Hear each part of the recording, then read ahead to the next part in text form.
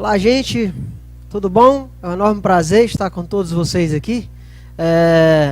Em tê-los como aluno é sempre uma grande satisfação nessa batalha, nessa caminhada que vocês escolheram como meta de vida, como meio de vida, e com certeza alcançarão os objetivos de vocês, né? E óbvio, aqueles que se preparam com antecedência, fica muito mais fácil de administrar um edital que na iminência de ser lançado com certeza estará. E é importante que vocês estejam sintonizados com os bizus, com o conteúdo imprescindível e necessário para a realização das provas, né? E isso é que nós nos propomos, né? A nossa proposta é de lhe fortalecer, deixar você o máximo preparado para enfrentar qualquer questão de concurso, tá bom? De direito do trabalho, legal? Confesso a vocês que trabalhar no Tribunal Regional do Trabalho ou em qualquer Tribunal Regional Federal, a exemplo do eleitoral, do TRF, do TRT, é gratificante, é legal. Hoje é concedido para os seus servidores condições de trabalho, remuneração mensal, nunca atrasou, nunca atrasa. Pelo contrário, a dignidade, isso é importante, e dignidade é algo certo, algo preciso, constante na vida de vocês, e vocês devem prestigiar, sim, almejar e prestigiar, almejando, óbvio, a sua vaga, né? A vaga no concurso, perante esses tribunais. E qual é a nossa proposta? A nossa proposta é fazê-los, potencializá-los e encurtar o caminho de alcance para alcançar esse resultado. E essa é a minha especialidade. Aí é onde entra eu, o sarmento vai entrar, que é a minha especialidade, facilitar a tua vida. Escolhi isso como profissão, gosto. Dar aula para mim é extremamente prazeroso. Eu dou aula porque amo dar aula, me sinto bem. Nasci com um pouco de vocação para a coisa e sinto que os meus alunos estão se dando bem. Estão se dando bem nas provas, enfrentam com lucidez, com tranquilidade, enfrentam as questões com equilíbrio, com firmeza, e usam os seus conhecimentos e vão lá e atingem, é claro, dentro do limite das suas forças, óbvio, mas ratifico. Digo e redigo, né? É importante a concentração e o reforço com bastante antecedência, como vocês estão falando. Não se espera o edital para estudar. O edital, quando sai, é revisar e questões. Ou seja, a preparação com antecedência é muito importante. Então, desejo para vocês um bom curso, uma boa aula e sejam bem-vindos. Tá? Para mim é um enorme prazer estar protagonizando um capítulo da vida de vocês, um capítulo prévio que com certeza, um capítulo prévio e presente, que com certeza irá trazer bons resultados no futuro, e digo mais, futuro imediato. Então vamos lá, gente. Olha só, vamos lá para a nossa telinha aí, ó, Direito do Trabalho com o Sarmento, trazendo para vocês uma experiência bem grande do labor. Meu meio de trabalho é questão trabalhistas, então a gente tem uma experiência bem boa para vocês, e aula também. Tem mais de 10 anos dando aula, experiência bem boa para te oferecer. Eu sugiro para vocês, em termos de bibliografia, gente, de estudo, essa coisa mais direcionada aí. Quem vai fazer técnico, pega técnico, da editora Juspod, ao Henrique Correia, um membro do MPT, que vem se dedicando à beça aí, trazendo excelentes materiais. Então pega direito do trabalho deles, e com certeza você vai pegar a edição mais nova, você vai estar bem acompanhado. Além, óbvio, dos meus materiais, das minhas aulas, né?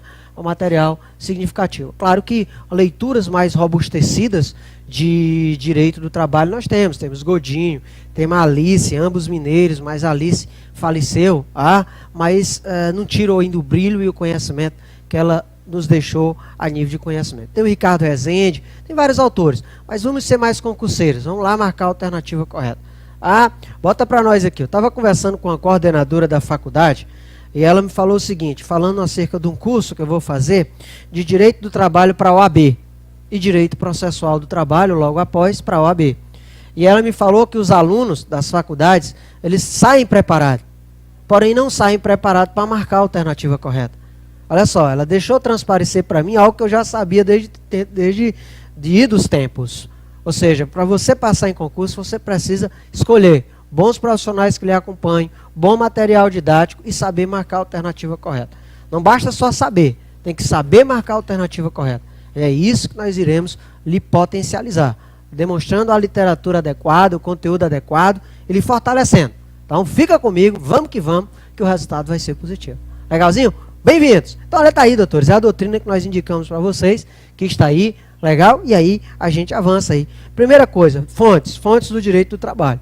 Importante saber de onde é que vem, qual é a inspiração material do direito do trabalho, da construção do direito do trabalho. Legal? Então, tá aí, Octávio Bueno Magano, grande referência também. O conjunto de, as definições, conjunto de princípios, normas e instituições aplicáveis à relação de trabalho, tendo em vista a melhoria da condição social do trabalhador, através de medidas protetivas e da modificação das estruturas sociais. Veja que o Magano aí, ele traz inicialmente, não essencialmente as fontes, mas a definição de direito do trabalho. Então, é um conjunto de princípios, é um conjunto de normas e aplicadas às relações de trabalho. Princípios e normas aplicáveis às relações de trabalho. Olha só, a melhoria da condição social do trabalhador. Por aí você já está vendo que o direito do trabalho, ele nasceu com o objetivo primário de melhorar as condições sociais do trabalhador. Então, o que era que nós tínhamos? Nós tínhamos uma situação da seguinte forma. Nós tínhamos uma situação de uma sociedade capitalista superexploradora, de um lado, e do outro lado você tem o quê? Um empregado hipossuficiente. Fraquinho. Então, em nome do lucro fácil, eu massacrava o empregado. Eu, potencialmente forte, massacrava o empregado. Então, o que acontece? Américo Paro Rodrigues criou o princípio da proteção. Ele diz o seguinte, isso historicamente ficou consagrado. Quando se tem nos polos um superpoderoso, empresa, e um fraquinho, empregado, a tendência é da empresa do capital massacrar o empregado. Então, qual é a forma de eu pegar e tentar controlar esse desequilíbrio de forças? É potencializando o empregado aqui no direito do trabalho. Melhorar as condições sociais de trabalho para evitar esse massacre aqui do capital burguês. Então, veja, doutores, que o direito do trabalho é um conjunto de princípios, normas e institutos que visa a melhoria da condição social do trabalhador. Então, o direito do trabalho ele vem como uma oxigenação da relação trabalhista. Tá? E aí, sempre tendo em vista, com fincas, com observação, com visão em melhorar a condição social do trabalhador. Mas veja, doutores, que aí seria a ideia mais conceitual. Tá? Seria uma ideia mais conceitual. E aí eu trago Marilson Godinho Delgado. Aí já é uma leitura mais densa, né? Mais profunda do direito. Princípios, olha só as palavras-chave aí.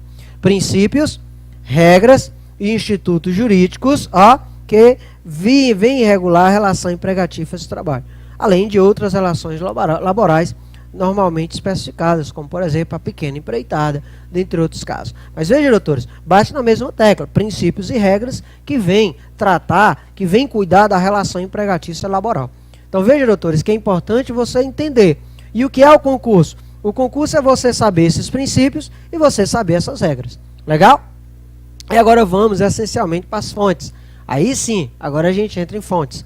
Então o que é o direito do trabalho? Conceito de direito do trabalho é um conjunto de princípios, é um conjunto de regras que vem regulamentar a relação justo-trabalhista, a relação trabalhista, visando a melhoria da condição social do trabalhador. Então, qual é o nosso objetivo? É compreender esses princípios, compreender essas regras e ir lá e marcar a alternativa correta. Legal? Vai dar certo. Vamos para cima. E aí, nós temos aí as origens, as fontes. Nós temos as fontes materiais e as fontes formais. Legal? Nós temos as fontes materiais e as fontes formais. Tudo bem? Então, o que são as fontes materiais? São as fontes reais que influenciam o legislador. Tá? Por exemplo, a necessidade de proteger o trabalho, proteger o empregado. Fato social, tá? De organização das profissões, fato social de colaboração. Ou seja, é a inspiração do legislador, no sentido de a inspiração material. São os fatos históricos, são os fatos sociais. É a inspiração material que inspira o legislador a criar a regra, normatizar. Tá? Então, olha só, quando eu tenho, por exemplo, o trabalho infantil doméstico. Eu tenho lá uma criança de 12 anos sendo explorada. A pessoa traz ela do interior para olhar seu filho. Aí, geralmente, o que é que você diz? O que é que a pessoa diz lá na audiência, na justiça de trabalho? Que trouxe ela para dar escola, educação e comida. Na verdade, está usando ela o quê? Para ser babado do filhinho dele lá, dele ou dela. Veja que isso é um fato social. Esse fato social, que é o quê? Uma fonte material, inspira o Congresso Nacional a vir legislar, inspira a comunidade internacional a vir dizer que o trabalho doméstico infantil é uma das piores formas de trabalho infantil. Veja, doutores, a circunstância factual, o fato social é a ideia material, é o substrato material que inspira o legislador a criar uma norma protetiva justa trabalhista. Olha que interessante. E a fonte formal? Não, a fonte formal ela já não vai derivar dos fatores sociais, mas sim da vontade do Estado, criando as normas heterônomas, que aí nós encontramos a Constituição, as leis, olha que legal, os decretos, os regulamentos. Então aí é a vontade do Estado, é a presença do Estado legislando. Essas são as fontes formais. Veja, portanto, doutores, que as fontes formais, quando nascem, ela nasce inspirada na fonte material, que é o fato histórico, é o fato social, é o fato econômico, é o fato sociológico, inclusive o psicológico, que alimenta o legislador na criação da fonte formal. A fonte formal é a lei. Um grande exemplo interessante que nós podemos citar hoje, de fator social e psicológico também, são esses homens aí que agridem as mulheres, ficam perseguindo as mulheres. Lá na Lei Maria da Penha, se há uma prerrogativa da mulher, uma prerrogativa de suspensão do contrato de trabalho por 6 meses. Ela pode se afastar do contrato de trabalho por 6 meses, enquanto está essa balbúrdia de perseguição do homem com relação a ela.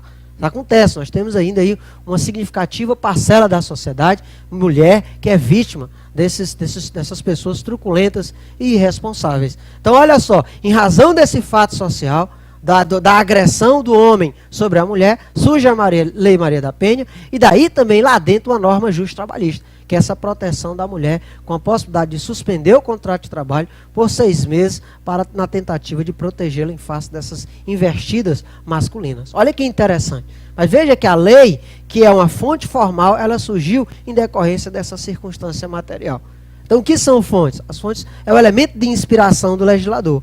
É o elemento de inspiração do legislador. Legal, poderá ser material, que são os fatos históricos, sociais, morais, ou então formal, que já não é a lei propriamente dita, que poderá ser proveniente do Estado ou então da vontade das partes. Aí, no caso, os agentes coletivos, que é o sindicato mais as empresas. E nós veremos, doutores, que os sindicatos mais as empresas podem sim fazer norma, podem sim fazer lei entre eles. É aquilo que a gente chama, doutores, de acordo coletivo e convenção coletiva do trabalho. Olha que interessante. Então, aí são normas autônomas. Por que autônomas? Porque são criadas pelas próprias partes, pelos próprios entes coletivos. Agora, quando o Estado vem e impõe, não, é um terceiro, é heterônomo e não autônomo. Autônomos as suas partes vêm, eu empresa, mas vocês trabalhadores, venham até vocês e a gente negocia. Então, nós de forma autônoma criamos a norma. Olha que legal. Isso é norma autônoma. Agora, quando o Estado vem e impõe a Lei Maria da Penha, aí é heterônomo, é um terceiro, ou seja, longe das partes negociar,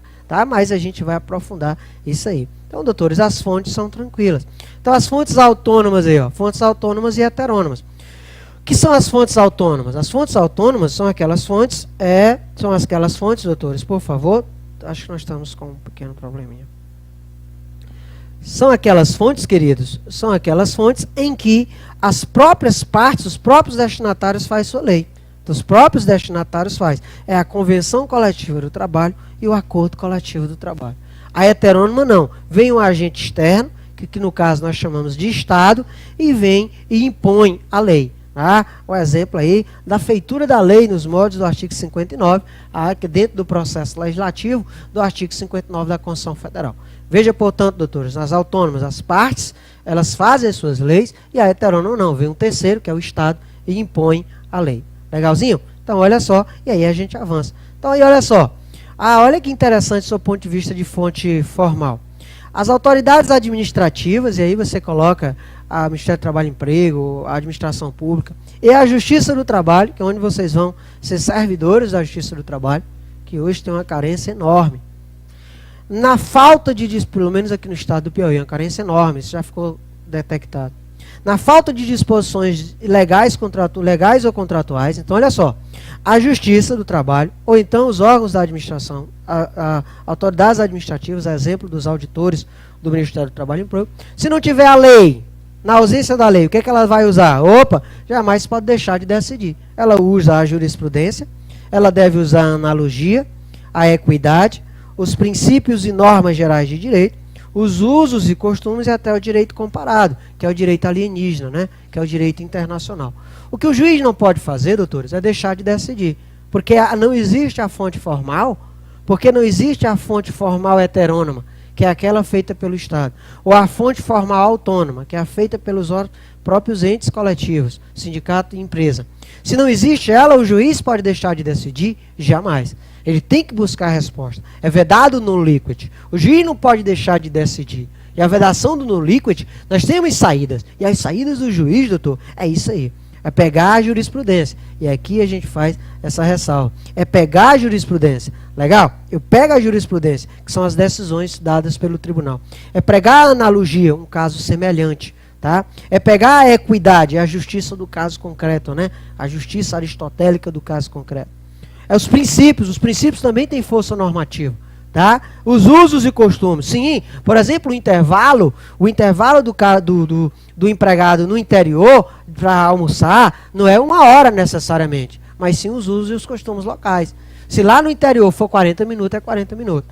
Se lá no interiorzinho for comum o cara descansar 30 minutos, é 30 minutos. Se for 2 horas, são 2 horas. Legal? Então, os usos e os costumes também são fontes normativas. E o direito comparado, que no caso é o direito alienígena. Tá? Um grande exemplo de direito comparado são nas demissões em massa.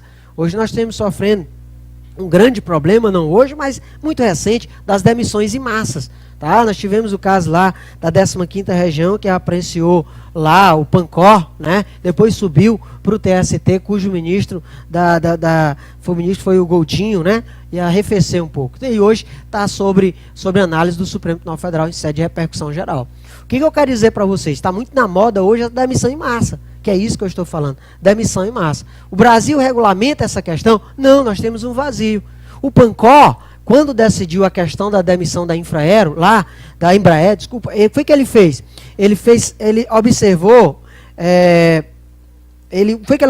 pegou a jurisprudência, pegou a lei portuguesa, a lei espanhola, pegou o direito comparado, o direito alienígena, o direito estrangeiro, e trouxe para cá. Mas como é que eu vou trazer uma lei estrangeira para cá? Tá aí, pelo artigo 8º da CLT. Na ausência de nossa lei, eu posso incorporar normativo alienígena, normativo estrangeiro. Eu posso trazer norma estrangeira para cá. Tá? O que não pode é o juiz deixar de decidir a questão. Mas o que nós quisemos, o objetivo, doutores, de demonstrar nesse artigo 8º para vocês, foi essa ideia da amplitude de munição que o juiz ou um membro da autoridade administrativa pode lançar a mão para decidir a questão. Ah, tranquilo, mas esse artigo 8º a gente ainda vai voltar ainda. Olha só aí, ó, fontes formais. Constituição, olha só, Constituição, as leis, medidas provisórias, tratados e convenções internacionais, os decretos, sentença normativa, que é fruto do dissídio coletivo, como nós veremos, convenção coletiva, acordo coletivo, que a gente chama de ACT, CCT, tudo isso é lei, lei no sentido formal. Contrato de trabalho, o contrato é uma lei entre as partes, sem problema nenhum. Um regulamento de uma empresa também é importante, isso aí. Lá nós tivemos um regulamento do banco, um caso, estamos acompanhando um caso, havia um regulamento do Banco do Brasil, onde ele estendia uma complementação de aposentadoria. Um regulamento. E olha só, as partes estão trazendo esse regulamento para ter uma ampliação no seu conteúdo de salário. Regulamento também é também norma, tá? E aí aquelas figuras integrativas que vocês já viram. Na falta desses normativos, na ausência deles, o juiz não pode decidir. Pois ele deve ir para a jurisprudência, para a analogia, para a equidade, para os princípios, para os usos e costumes e para o direito comparado. Então observa que jamais o juiz pode deixar de decidir. Ele tem que buscar, inclusive, as suas fontes integrativas. Olá, Silvana, tudo bem? Então, olha só, tá aí, ó. Essa pergunta é muito boa, gente. Tá aí Hans Kelsen, né? O austríaco Hans Kelsen. Hans Kelsen, dentro da concepção positivista, ele deu um showzaço, Hans Kelsen, né? Ele trouxe para nós o que nós chamamos de pirâmide de Kelsen. Olha que legal. Então, no topo da pirâmide, ele dizia, olha, as normas, cada uma tem força hierárquica. Nós temos a Constituição, que está no topo da pirâmide. Logo abaixo vem as leis. Aí as leis regulamentadas pelos decretos e resoluções, as portarias e os contratos. Olha que legal, gente. Importante isso aí. Então ele trazia uma escala. Aí você pergunta, sim, Sarmento, e no direito do trabalho, essa pirâmide kelseniana, ela é válida? Olha que legal, olha que pergunta bacana. Então dentro da pirâmide kelseniana, onde estaria aí a força normativa? Não aplico a pirâmide kelseniana no direito do trabalho. No direito do trabalho, queridos, é a norma mais favorável. Tá? Você tem o quê? Você tem aí na pirâmide kelseniana a Lex Legum, que é a Constituição Federal, que está no ápice do ordenamento jurídico, né? E aí, o diálogo que se faz hoje com o direito do trabalho, com os direitos humanos, até cartularizando os seus próprios princípios, né? Nós temos princípios fundamentais da Constituição Federal, exemplo do artigo 5º, que fala muito sobre proteção, o próprio artigo 6º, 7º, direitos sociais, tá? Nós temos princípios constitucionais ao exemplo da não intervenção federal nos estados, ou seja, a Constituição ela está bem em cima. Logo em seguida, na pirâmide kelseniana, nós temos o quê? As leis. Logo as leis estão abaixo da Constituição Federal, que são aqueles comandos genéricos, abstrato, com conteúdo normativo. Matar alguém, olha só que legal, né? São comandos genéricos. Horas extras, um intervalo de 4 horas, um intervalo de 1 a 2 horas. 1 hora a 2 horas para você almoçar, descansar um pouquinho para pegar a segunda jornada da tarde. Veja que ali ele não está fazendo aquela norma especificamente para o Sarmento, não está fazendo a norma especificamente para você, mas para todo mundo, genericamente falando, dentro de um conteúdo normativo. Tá? E aí, doutores, óbvio, seguindo um processo legislativo, óbvio, passado pela sanção do presidente da República. Ou seja, a lei em sentido amplo.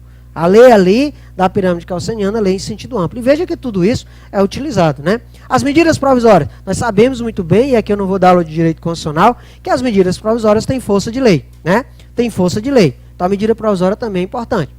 Ela também tem sua força de lei, e aí, óbvio, não pode ser esquecida como elemento de análise.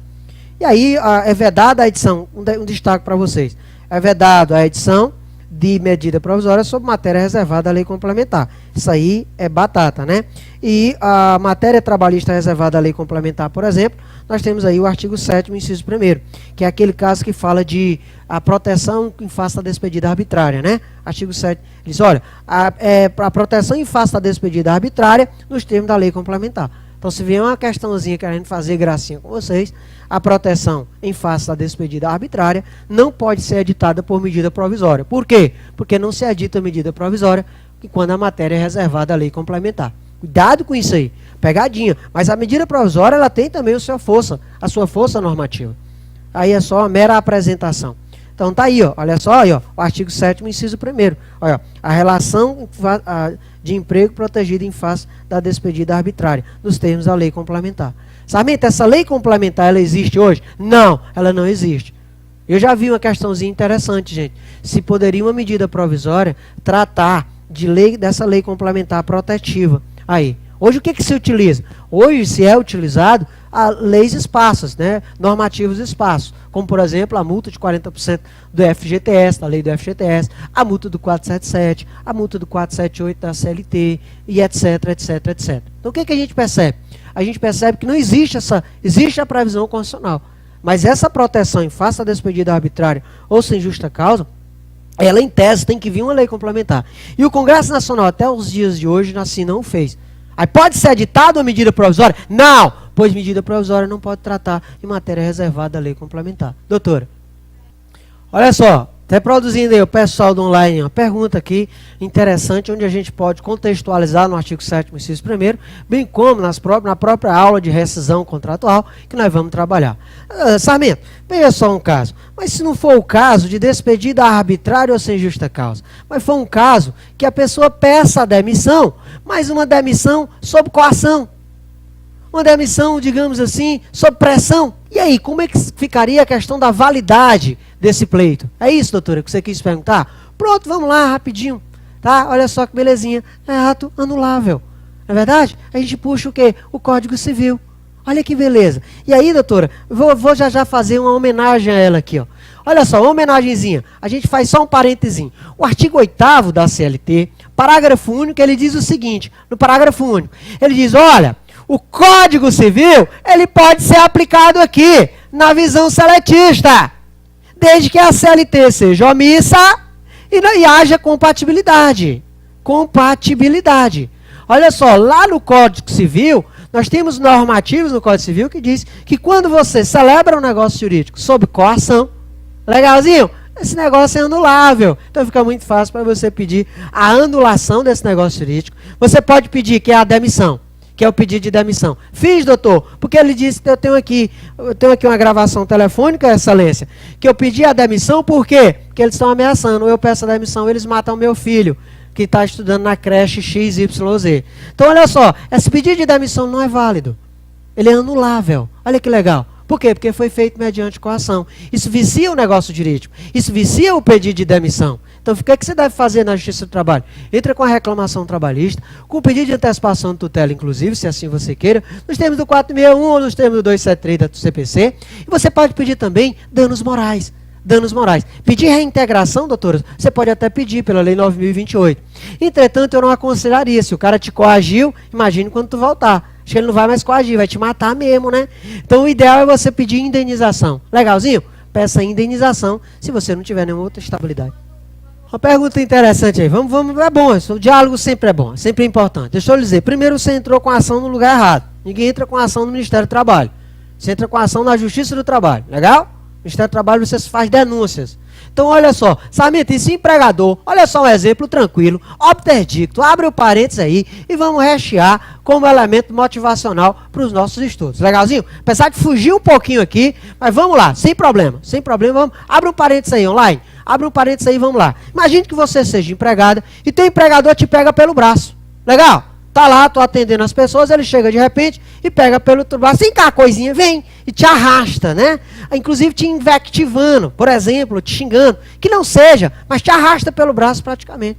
Tá te reduzindo o quê? Ao nada. Te desmoralizando. Ali uma verdadeira, pode se caracterizar uma verdadeira injúria real, mas tudo bem. Fecha o parênteses aí. E aí, Sarmento, como é que ficaria? Tranquilo, complicou. Nesse caso aí, você deve pedir rescisão indireta, nos termos do artigo 483 da CLT, cumulado com o pedido de indenização. Indenização por danos materiais e indenização por danos morais. Legal? Peça, deixa eu ver aí, vai ser mensurado conforme a capacidade de quem deve pagar e conforme também o que você acha. Para mim, uma puxada de braço desse aí, no mínimo, é R$20 mil, tá? Mas isso é conversa. Como é que você está trabalhando e a pessoa vem e lhe puxa pelo braço, né? Dessa forma, né? Eu não sei se vocês acompanharam essa questão daquele gerente que foi assassinado, gente. Estão sendo pedido quase 2 milhões de indenização. Quase 2 milhões entre dano material e dano moral. Né? Eu não posso antecipar para vocês a decisão, mas dessa semana, acho que daqui a 15 dias essa decisão sai. Então daqui a 15 dias eu falo para vocês o resultado. Um grande exemplo de pleito de dano moral, dano material. Doutora, fundamente aí, 483 da CLT, combinada com o artigo 114 da Constituição Federal, inciso 6º. Legal? Manda brasa. Dano moral, dano material, não tem sentido. Se ele quisesse me demitir, me demita pelos meios mais adequados, e não de forma vexatória. Legalzinho? E, pelo amor de Deus, não entre com a ação no Ministério do Trabalho. Entre com a ação onde, gente? Na Justiça do Trabalho, que é onde vocês irão trabalhar. Digam no coração de vocês, amém. Então, olha só, gente, segura a onda aí. Então, cuidado aí com esse, fecha o parênteses aí, a pequena digressão, por intervenção da colega nossa aqui, prestigiando a pergunta, e a gente volta aí para os toques aí, jurisprudência, toques legais. Tratados e convenções internacionais é muito importante aí, ó. Tá? Observa que os tratados são muito importantes aí. Tratados internacionais temos vários, né? Convenções internacionais também, ou seja, máximos aquelas realizadas pela Organização Internacional do Trabalho. Proteção do trabalho da mulher, da criança, do adolescente. É fantástico. Hoje nós temos normativos internacionais incorporados, inclusive, no nosso ordenamento jurídico, fantástico. Um exemplo grande aí de tratado internacional, de convenção internacional, um exemplo hoje de tratado seria o Pacto de São José da Costa Rica. O Pacto de São José da Costa Rica, no artigo 7º, inciso item 7, por exemplo, a proibição da prisão, né? Da prisão do depositário infiel. Hoje só se aceita a prisão, hoje se for pensão alimentícia. A Justiça do Trabalho mandava prender muito, ó. Assim que eu entrei na Justiça do Trabalho, veio um pedido para a gente decretar a prisão de uma cabeleireira que não depositou o carro na Justiça no prazo de 48 horas, conforme determinou o juiz. O juiz mandou ela depositar o carro, não depositou. Ela era depositária do carro. Aí, o advogado pediu a decretação de prisão. O juiz, decretou a prisão dela. O advogado dela entrou com habeas corpus no tribunal. bateu na nossa mão. Tive que analisar. Já para sair para a faculdade e ver um negócio desse assim.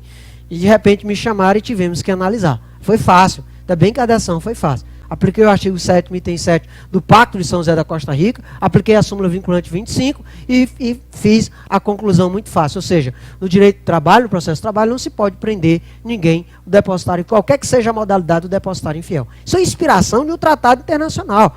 O Pacto de São José da Costa Rica, que tem um valor significativo sob o ponto de vista justo trabalhista. Então, doutores, não é só a lei não. As convenções internacionais também entram no nosso ordenamento jurídico com força de lei.